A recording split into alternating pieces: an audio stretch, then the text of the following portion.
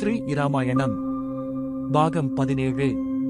தம்பி, இத்தனை அணிகலன்களும் அடையாளம் தெரியவில்லையே, இந்த ஒன்றுக்கு மட்டும் எப்படி அடையாளம் தெரிந்தது என்று கேட்டார்.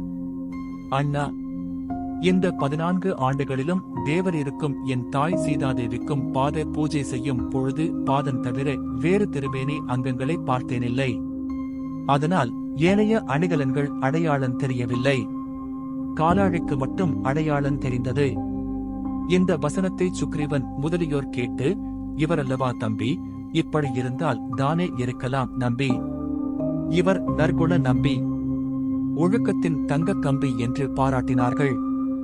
ராமர், ஆதித்தன் மகனே, அருமை நண்பரே, சீதை துன்பத்தால் துள்ளி துடித்து இந்த நகைகளை முடித்து உங்கள் பால் எரிந்தனளே, இதைவிட துன்பம் வேறு உண்டா?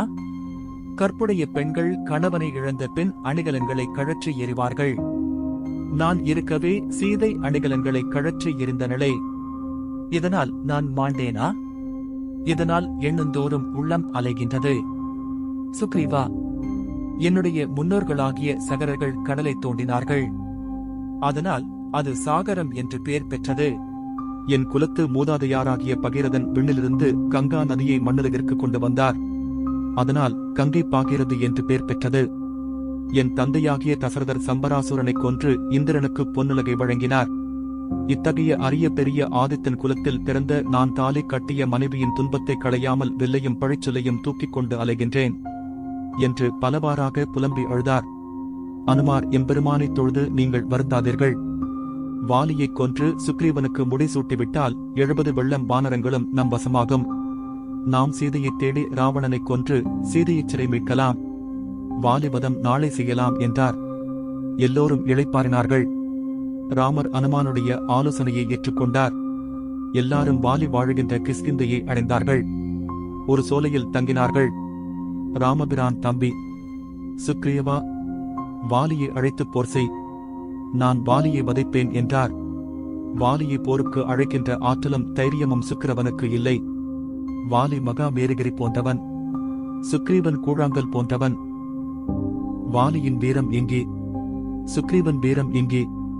ராமபிரானுடைய கட்டளையை தட்ட முடியாதவனாகி மிகவும் முயற்சி செய்து தைரியத்தை வரவழைத்துக் கொண்டான். அடே வாலி என்று உரத்த குரலால் அழைத்தான். அப்படி அழைத்தது விலங்கு அரசனாகிய ஒரு சிங்கத்தை குட்டி யானை போருக்கு அழைத்தது போல் இருந்தது. அதிகாலை வாலி தன் மனைவி தாரையுடன் பஞ்சனையில் படுத்திருந்தான். வாலிக்கு அது சுக்ரீவனுடைய குரல் என்று தெரியவில்லை. நீண்ட காலத்துக்கு பின்னால் அவனுடைய குரலை கேட்கிறான். இது சுக்ரீவன் குரலா? என் பேரைச் சொல்லி போருக்கு அழைக்கும் ஆற்றல் அவனுக்கு எது? ஆணையை பூனை எதிர்க்குமா என்று எண்ணினான். வந்தேன் என்று முழங்கி நரசிம்மம் போல் எழுந்தான். அந்த ஓசை இந்திரன் திசை முதல் 8 திசைகளும் கேட்டன. உடுக்குலங்கள் உதிர்ந்தன, குலமலைகள் அசைந்தன. அவனுடைய கோபக்கனலால் 7 கடல்களும் கொந்தளித்தன. வீராவேசத்துடன் எழுந்தான். அப்போது வாலி மனைவியாகிய தாரை அவனை தடுத்தாள். என் இன்னுயிர் துணைவரை, தாங்கள் தங்கள் தம்பியுடன் போர் புரிய போக வேண்டாம். சுக்ரீவனுக்கு துணையாக ராமச்சந்திரர் வந்திருப்பதாக என் இனிய அன்பர்கள் கூறினார்கள். ராமபிரான் சமானமில்லாதவர், அவரை வெல்ல முடியாது என்றாள். வாலி, பெண்ணரசே, பெண் புத்தி பின் புத்தி என்ற பழமொழியின்படி பேசுகின்றனையே. ராமபிரான் தருமமூர்த்தி. தர்மம் தன்னைத்தானே அழைக்குமா? அந்த நல்லற மூர்த்தி குரங்குடன் கூட்டு சேருவாரா? மாற்றான் தாய் கூற தனது சாம்ராஜ்யத்தை தம்பிக்கு வழங்கிய குணப்பெருங்குன்றம் அவருடைய அருமை பெருமையும் தெரியாது பேசுகின்றாய். என்னை தடுக்காதே, விலகு என்று கூறி சுக்ரீவனை அணுகி போர் புரிந்தான். வாலியும் சுக்ரீவனும் வீர உணர்ச்சியுடன் போர் புரிகின்ற திறத்தைக் கண்டு ராமர் வியந்தார். இந்த வானர வீரனாகிய சுக்ரீவனுடைய போர் திறத்தை பார்த்தாயா என்றார்.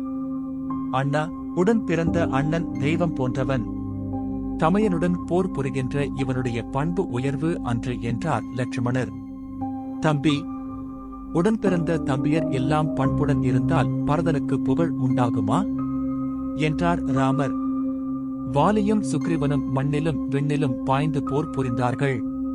அடிப்போர், கடிப்போர், காலால் உதைத்தும் மார்பினால் அடித்தும் தாக்கினார்கள். வாலியிடம் நன்கு அடிபட்ட சுக்ரீவன் உதிரம் கக்கியவனாய் ராமனிடம் வந்து வணங்கினான். கருணையே ஒரு வடிவாகிய பரம்பொருளே, நான் என்ன குற்றம் புரிந்தேன்? வாலியிடம் என்னை அடிபட செய்துவிட்டு சும்மா இருந்துட்டீரே என்று அழுது முறையிட்டான். ராமர், அன்பே, உனக்கும் வாலிக்கும் வேற்றுமை தெரியவில்லை, அதனால் பானம் தொடுக்கவில்லை. இந்த கொடிப்பூமாலையை அணிந்து போருக்கு போ. இதுவே உனக்கு வெற்றி மாலை. இந்த மாலையினால் நான் அடையாளம் தெரிந்து வாலியை வதை செய்வேன் என்று மலர் மாலையை சூட்டி அனுப்பினார். சுக்ரீவன் மீண்டும் வந்து வாலியுடன் போர் புரிந்தான். வாலி மிகப் பெருஞ்சீற்றமடைந்தான். சுக்ரீவனுடைய தொடையிலும் கழுத்திலும் கையை வைத்து பற்றி மண்மீது அடித்துக் கொள்ள அவனை தலைகீழாக தூக்கினான். ராமச்சந்திரமூர்த்தி அவனுடைய மார்பில் கனையை தொடுத்தார். அந்த அம்பு வாலியின் மார்பை துளைத்தது. மகாமேருகிரி வேருடன் விழுந்தது போல் வாலி மண்ணில் விழுந்தான். அந்த அம்பு ஊடுருவி போகா வண்ணம் கரங்களாலும் வாலினாலும் பற்றி தடுத்தான். வாலியின் வீரச் செயலைக் கண்டு கூற்றுவனும் மெச்சி தலையசைத்தான். விண்ணோரும் வியந்தார்கள். விழுந்த வாலி எழுந்து உலகங்களை அழிப்பேன் என்று எண்ணினான். என் மீது கணை தொடுத்தார் யாவர்? தேவரோ என ஐயுற்றான். தேவருக்கு இந்த ஆற்றல் உள்ளதோ என்று பலவாறு எண்ணினான். ராமசரத்தை பின்னுர ஈர்த்தான். அவனுடைய மார்பில் அருவி போல் உதிரம் பெருகியது.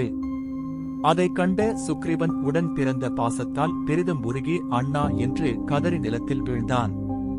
வாலி ராமச்சரத்தை ஊற்று நோக்கினான். ராமா என்ற மந்திரம் உலகம் அனைத்துக்கும் மூல மந்திரம் ஆகும். ரா என்ற எழுத்து நுனினாவில் அன்னத்தை வருடுவதால் தோன்றுவது.